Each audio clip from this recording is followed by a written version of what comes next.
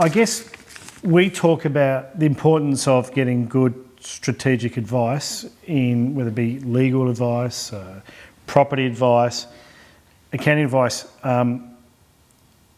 When you have conversations with people, Terry, do you find that people have sometimes they're missing that important link with that accountant being such an integral part of that process?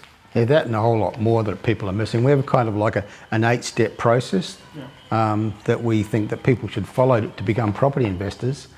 And we find that a lot of people start at step 7, which is starting to look for something to buy, and they ignore those important preliminary things they need to get in place first. And one of the ways that we encapsulate is we say to people, you've got to build your team before you build your portfolio. And it's really, really important to do that. And we find that the vast majority of mum and dad investors don't do that.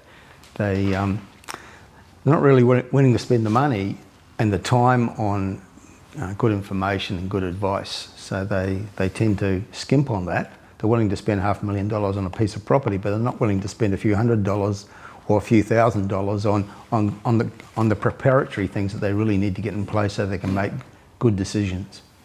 So when you look at buying investment property, and we'll come back to that in a moment, what do you look for when you buy an investment property? For example, do you look at demographics? Do you look at infrastructure? Do you look at income on the area and jobs, etc., etc.?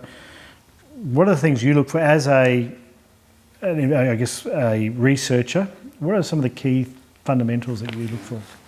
Well, we fundamentally believe that real estate markets arise out of local economies. And so we start by studying the local economy first. That's what we're most interested in. So we're looking for strength and diversity. We're looking for evidence that that economy is going to be a growth economy, that there will be jobs created, that there will be population growth.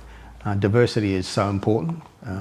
Far too many people invest in maybe sexy places like coastal tourism type places, but it's a very narrow economy, very vulnerable, and tends not to produce long-term sustainable growth. And we're not saying those areas aren't growth focused right now, because there's a lot of appeal right now, but we've got to look, property is a long-term strategy. Exactly. That's one of the dangers right now. It feels like you can buy anywhere and get growth, and maybe in the next 12 months you will, but real estate's about taking a long-term view, and I think people right now are buying or doing silly things. They're paying too much and buying in the wrong places because they haven't really thought it through what happens beyond this year and next year.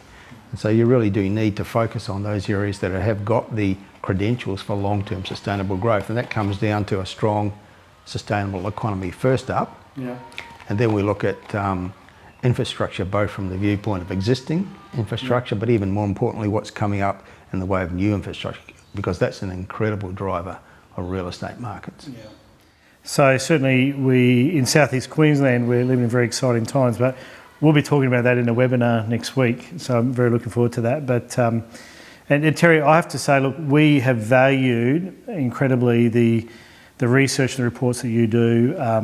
Kevin knows that we've had clients when we looked at Ballarat and just the amount of uplift and growth that our clients have received through that, and that came about through our work with you. You know, just recently in Southside near Gympie, you know, we've just seen some amazing uplift for our clients. And when you're spending that sort of money, you need to know that it's backed up by research. It's not just a gut feeling. It's not just hey, this sounds good, or as you said, it's appealing and sexy because of its location. It's more than that. You've got to go into the nitty-gritty.